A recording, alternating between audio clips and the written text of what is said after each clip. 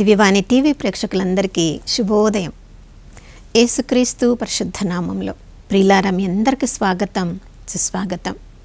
గడిచిన దినమంతా కాచి కాపాడిన దేవునికి పూర్ణ హృదయంతో, పూర్ణ ఆత్మతో, పూర్ణ మనసుతో ఆ ప్రభునకు వందనాలు తెలియచేద్దాం.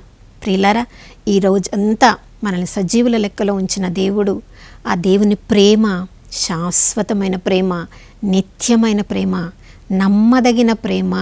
ఆయన ప్రేమకు కొలతలే లేవు.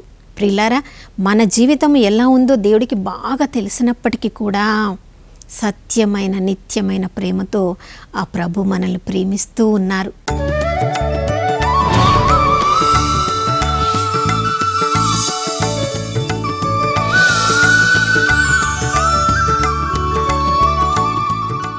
మన ప్రాణం ఉన్నంత వరకు ఆ ప్రభు ప్రేమ మనల్ని వెన్నంటి ఉంటుంది. ప్రియులారా, మన యొక్క జీవితాన్ని బట్టి కాదు, మనలేదో మంచి ఉందని కాదు, కానీ ఆయన సత్యమైన ప్రేమతో ఎల్లప్పుడూ తన ప్రేమను మనల్ని ఒక వర్షంలాగా కుమ్మరిస్తూ ఉన్నారు.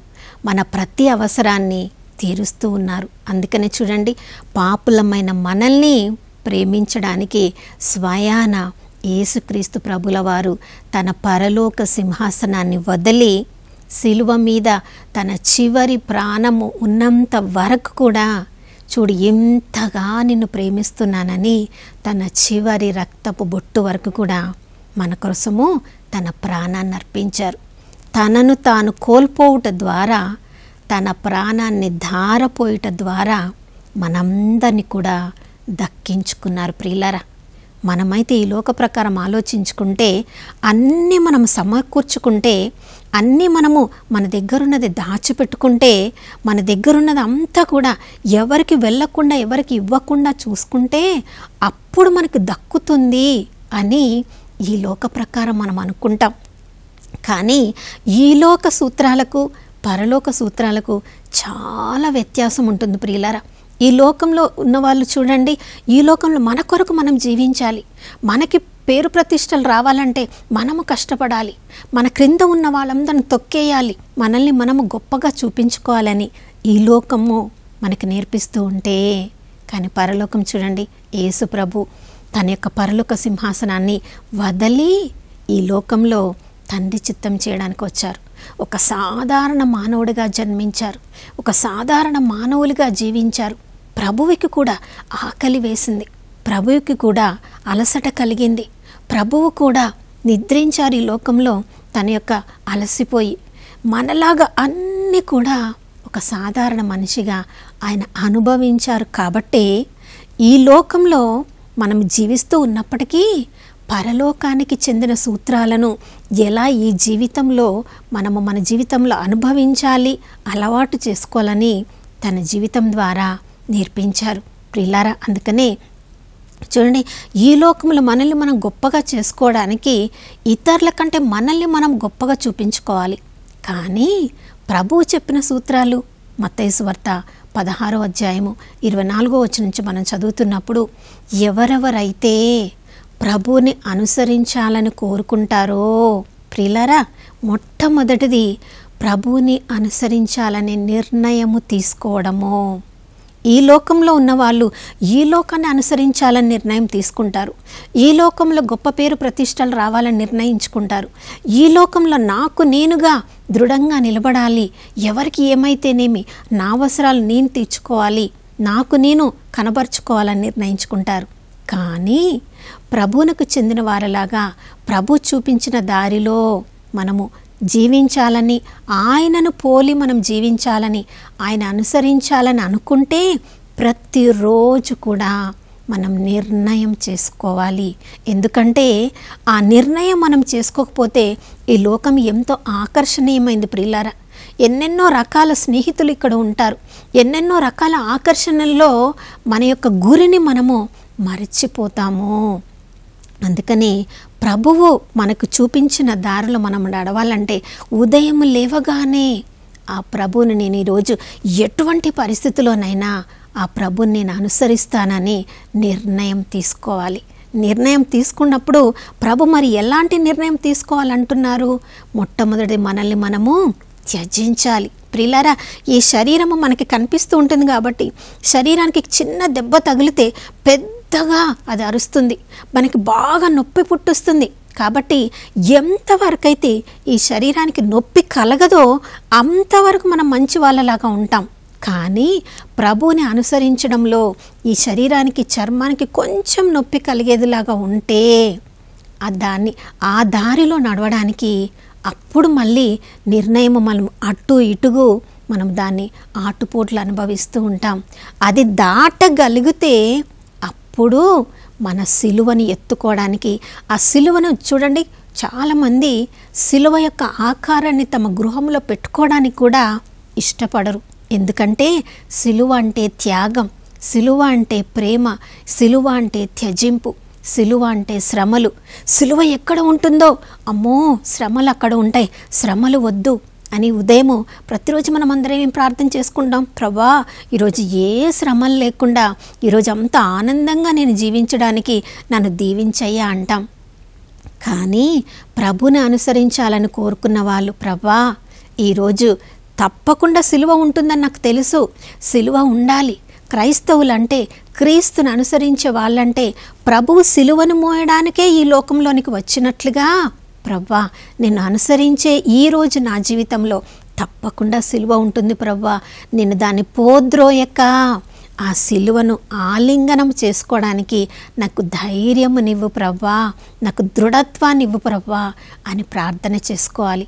ప్రియులారా, ఆ సిలువని ఎత్తుకొని, ప్రభా ఇన్ని శ్రమల, ఇన్ని శోధనల నేను ఇంత తట్టుకోగలనా, ఎందుకు ఇచ్చావు ఈ శ్రమల సమయంలో, నువ్వెందుకు ఎక్కడ నన్ను వదిలేసావు, ఎక్కడ నువ్వు దూరంగా ఉన్నావు అనకుండా, ప్రభా సిలువను నేను మోసినప్పుడు నా ముందు నువ్వు వెళ్తున్నావయ్యా, ఆ సిలువని ఎలా మోయాలో నాకు నేర్పిస్తున్నావని ఆ సిలువని ఎత్తుకొని ప్రభుని మనము అనుసరించాలి. ప్రియులారా, ఈ వీటిలో ఏది మనం చెయ్యలేకపోయినా ఆ రోజు మనం తీసుకున్న నిర్ణయానికి మనం కట్టుబడడం లేదని అర్థం. ప్రియులారా, కొన్నిసార్లు మనకున్న పరిస్థితే, మనకున్న లేమి పరిస్థితే, మనకు ఉన్న తక్కువ పరిస్థితే, అది అవసరం తీర్చబడకపోవడమే సిలువలా కావచ్చు. కాబట్టి మన చుట్టూ ఉన్న వాళ్ళు చాలా ధనవంతులుగా ఉండవచ్చు, కొన్నిసార్లు మన కుటుంబ సభ్యులు కూడా మనకంటే హెచ్చైన స్థితిలో ఉండవచ్చు. కానీ మన పరిస్థితి ఎంత ప్రయత్నించినా కొన్నిసార్లు మన సొంత అవసరాలు కూడా తీర్చబడలేకపోవచ్చు. అందుకనే తిమోతి భక్తునికి పౌలు భక్తుడు చెప్తున్నాడు, అయ్యా ఉన్న దానిలో నువ్వు సంతృప్తిగా ఉండడమో నేర్చుకో. అప్పుడు ఎవరో పెద్ద స్థితిలో ఉన్నారు, ఉన్నత స్థితిలో ఉన్నారు, దేవా ఎందుకు నువ్వు వదిలేసావు, ఎందుకు నన్ను తక్కువ స్థితిలో ఉన్నావని దేవుణ్ణి మనము నిందించకుండా, ప్రభా ఈ సమయంలో ఇంత నాకు అవసరమని నీకు తెలుసు, ఈ పరిస్థితిలో నీలో నేను ఆనందిస్తానని, ఆ సంతృప్తితో కూడిన జీవితాన్ని ప్రతిరోజు జీవిస్తానని మనం నిర్ణయం చేసుకోవాలి. కొన్నిసార్లు మనకు ఉన్న దాంట్లో కూడా మన అవసరం తీర్చబడకపోయినా కూడా ఇతరుల అవసరాలు తీర్చడానికి మనం సిద్ధపడతాం. ప్రియులారా, ఒక జరిగిన సంఘటన, హాలండ్ దేశంలో జరిగిన సంఘటన ఒక పుస్తకంలో ఇలా నేను చదివాను. హాలండ్ దేశంలో ఒక గ్రామము, వాళ్ళందరూ కూడా, అక్కడ ఉన్న వాళ్ళందరూ కూడా చేపల వ్యాపారం చేసుకునేవాళ్ళు. చుట్టుప్రక్కల అంతా నీరు కాబట్టి ఆ యొక్క సముద్రంలోనికి వెళ్ళి వాళ్ళు చేపలు ఎక్కువ పడుతూ ఉండేవాళ్ళంట. ప్రియులారా, ఇప్పుడు అందరికీ కూడా ఈత వచ్చు, అందరూ కూడా పెద్ద పెద్ద ఓడల్లోకి కొన్నిసార్లు నెలలు కూడా వెళ్ళి ఆ చేపలను పట్టుకొని దాన్ని విక్రయించి వాళ్ళ జీవనాధారం అదిగా వాళ్ళు జీవిస్తూ ఉండేవాళ్ళంట. కొన్నిసార్లు ఆ యొక్క చేపలు పట్టే ఆ వ్యాపారంలో ఉన్నప్పుడు ఆ సముద్రంలో కలిగే ఆటుపోట్ల వలన, ప్రమాదం వలన కొన్నిసార్లు కొంతమంది తమ యొక్క ప్రాణాన్ని కూడా కోల్పోవలసి వచ్చేది. కానీ ఎప్పుడెప్పుడైతే అలా ప్రమాదము పొంచి ఉంది అన్నప్పుడు, వాళ్ళకి సిగ్నల్ వచ్చినప్పుడు ఇక్కడ ఒడ్డు మీద ఉన్న వాళ్ళు ఓడల్లో గబగబా వెళ్ళి ఎవరైతే ప్రమాదంలో ఉన్నారో వాళ్ళకు సహాయం చేసి తీసుకొని వచ్చేవాళ్ళంట. అలా ఒకరికొకరు సహాయం చేస్తూ వాళ్ళకి తోడ్పడినంతగా ఒకరినొకరు ఆదుకుంటూ ఉన్నారు. అలాంటి పరిస్థితి మరొకసారి ఎదురైంది. ఆ గ్రామానికి కొన్ని సిగ్నల్స్ వచ్చాయంట. ఒక పడవలో ఉన్న వాళ్ళు చాలా ప్రమాదంలో ఉన్నారు, ఎవరైనా వచ్చి వాళ్ళకు సహాయం చేయమని. అది రాత్రి సమయము, అది వాళ్ళకు అలవాటైంది ఒకరికొకరు సహాయం చేసుకోవడం కాబట్టి వేరే పడవ వాళ్ళందరూ కూడా సిద్ధపడి వాళ్ళని సహాయం చేయడానికి వెళ్ళారు. ఒక గంటలోనే వాళ్ళు తిరిగి వస్తున్నట్లుగా ఈ గ్రామంలో ఉన్న వాళ్ళకి ఆ దీపాలు కనపడ్డాయి, లైట్లు కనపడ్డాయి. ఈ గ్రామంలో ఒడ్డున ఉన్న వాళ్ళు చాలా సంతోషించారు. వెళ్ళిన వాళ్ళు తిరిగి వస్తున్నారు అంటే ఏదో మంచి జరిగింది అని వాళ్ళు వచ్చినప్పుడు చాలా సాదరంగా ఆహ్వానించారంట. కానీ వాళ్ళు దగ్గరకు వచ్చినప్పుడు చెప్పిన మాట ఏంటంటే, మేము వెళ్ళిన వాళ్ళందరం కూడా తిరిగి రాలేదు, ఒకరిని అక్కడ వదిలేసి వచ్చాము. ఎందుకంటే అక్కడ ఇంకొక పడవ ఉంది, అందులో చాలామంది ఉన్నారు, మన గ్రామానికి చెందిన వాళ్ళు కూడా ఉన్నారేమో అనిపించింది. అందుకని ఒక వ్యక్తిని అక్కడ వదిలిపెట్టేసి వచ్చాము. అతన్ని తిరిగి తీసుకొని రావడానికి మీలో ఉన్న ఎవరైనా రావాలి అన్నప్పుడు ఇంకా అక్కడ ఆ గ్రామంలో ఉన్న వాళ్ళందరూ 15 సంవత్సరాలు లోపు ఉన్న వాళ్ళే. ఆ వాళ్ళను పంపించడానికి ఆ తల్లిదండ్రులు కూడా భయపడుతున్నారు. కానీ అందులో నుంచి ఒక 16 సంవత్సరముల వ్యక్తి బయటికి వచ్చి, బాలుడు నేను వస్తాను మీతో అని చెప్పి వెళ్ళడానికి సిద్ధపడ్డాడంట.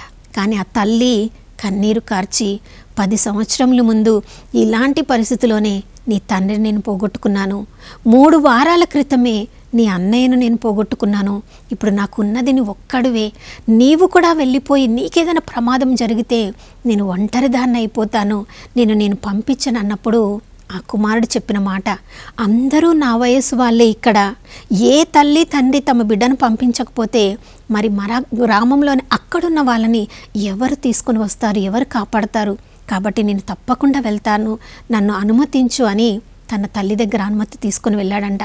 ప్రియులారా, అలా వెళ్ళిన వాళ్ళలో ఇంక చాలా వాళ్ళు కష్టపడి అక్కడ ప్రయత్నిస్తున్నారు. ఇంకొక ఓడలో వాళ్ళని రక్షించడానికి కొద్ది ఎక్కువ సమయం పట్టింది, 5-6 గంటలు పట్టిందంట. ఉదయం అవుతూ ఉంది. ఉదయం తెల్లవారుజామున కనిపిస్తూ ఉన్నప్పుడు ఆ యొక్క పోయిన పడవ కూడా తిరిగి వస్తున్నట్టు కనిపించిందంట. ఆ పడవకి ఇక్కడున్న కెప్టెన్ ఫోన్ చేశారు, వెళ్ళిన వాళ్ళందరూ తిరిగి వస్తున్నారా, ముఖ్యంగా తనను తాను సిద్ధపరచుకొని త్యాగం చేయడానికి కూడా సిద్ధపరచుకున్న ఆ 16 సంవత్సరముల బాలుడు తిరిగి వస్తున్నాడా అన్నప్పుడు ఆ బాలుడే స్వయంగా ఫోన్లో మాట్లాడిన మాట ఏంటంటే, నేను తిరిగి రావడం మాత్రమే కాదు, 3 వారాల క్రితం పోగొట్టుకున్న నా అన్నయ్యను కూడా తీసుకొని వస్తున్నాను. అవును ప్రియులారా, ఆ మాట విన్నప్పుడు ఆ తల్లి ఎంతో సంతోషించిందంట. నా 16 సంవత్సరముల కుమారుడు తన జీవితాన్ని త్యాగం చేయడానికి ధారపోయడానికి సిద్ధపడకుండుంటే నా ఇంకొక కుమారుడు తిరిగి వచ్చేవాడు కాదు. నా ప్రియ సహోదర సహోదరి, మనందరి జీవితంలో కూడా ఎప్పుడైతే ఈ శరీరాన్ని మనం ధారపోయడానికి, దీన్ని కోల్పోవడానికి మనం సిద్ధపడతామో, ఎవరెవరైతే ఈ లోక జీవితంలో తమ యొక్క దేహాన్ని, శరీరాన్ని, లోక ఆకర్షణని కోల్పోవడానికి సిద్ధపడరో తమ ఆత్మీయ జీవితాన్ని కోల్పోతారు. ఎవరెవరైతే పరలోకంలో దేవుడు మనకిచ్చిన బహుమానం కొరకు ఈ శరీరాన్ని ధారపోయడానికి సిద్ధపడతారో పరలోకంలో గొప్ప బహుమానాన్ని పొందుతారు. కాబట్టి నా ప్రియ సహోదర సహోదరి, మన ప్రతిరోజు జీవితంలో ఈ శరీరాన్ని సుఖపెట్టడం, సంతోషపెట్టడం మాత్రమే కాదు, కానీ మన అసలు జీవితము, మన అంతరంగిక జీవితము, మన ఆత్మీయ జీవితంలో మనం ఎలా జీవిస్తున్నామో, నిత్యత్వంలో జీవించడానికి ఈ శరీరాన్ని మనం క్రమశిక్షణలో పెడుతున్నామా?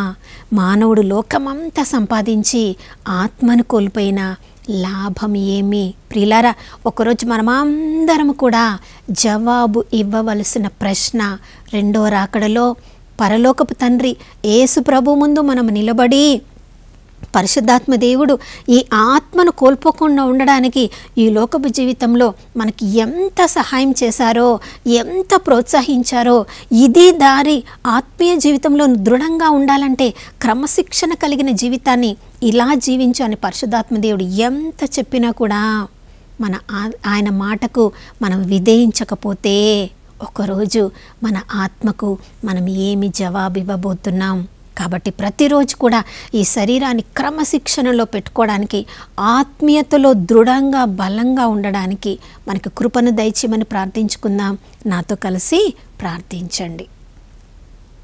పరిశుద్ధమైన దేవానికి స్తోత్రములు తండ్రి. ప్రభా, ఈ లోకంలో అయ్యా ఈ లోకంకి చెందిన సంపదలను మేము గట్టిగా పట్టుకొని ఉంటే, దాన్ని లాభంగా మేము పట్టుకొని ఉంటే ఆత్మీయ జీవితంలో ఎంతో నష్టపోతున్నాం ప్రభా. పౌలు భక్తుడు, అయ్యా పరిసయ్యుడు, బాగా చదువుకున్నవాడు, పేరున్నవాడు అయినప్పటికీ కూడా ఈ లోకానికి చెందిన ఇవన్నీ కూడా నేను ఆత్మీయ విలువలతో పోల్చి చూసినప్పుడు చెత్తలాగా, మురుగులాగా భావిస్తున్నాను అన్నాడయ్యా. ఆత్మీయ జీవితంలో నేను ఎంతగా ప్రభు కొరకు నేను శ్రమలను అనుభవించాలి, ఆ ప్రభువు పొందిన శ్రమల్లో ఇంకా మిగిలినది ఏదైనా ఉంటే నేను అనుభవించడానికి సిద్ధపడుతున్నాను. నా దృష్టి ఒక్కటే, నా ధ్యేయం ఒక్కటే, పునరుత్థానం నేను అనుభవించాలి. ఈ లోకాన్నంతా నష్టంగా భావించాడు ప్రభా. ఆత్మీయతలో నేను పునరుత్థాన జీవితాన్ని అనుభవించాలని దాన్ని లాభంగా తన యొక్క జీవితంలో ముందుగా తన యొక్క నిర్ణయాన్ని తీసుకున్నాడు.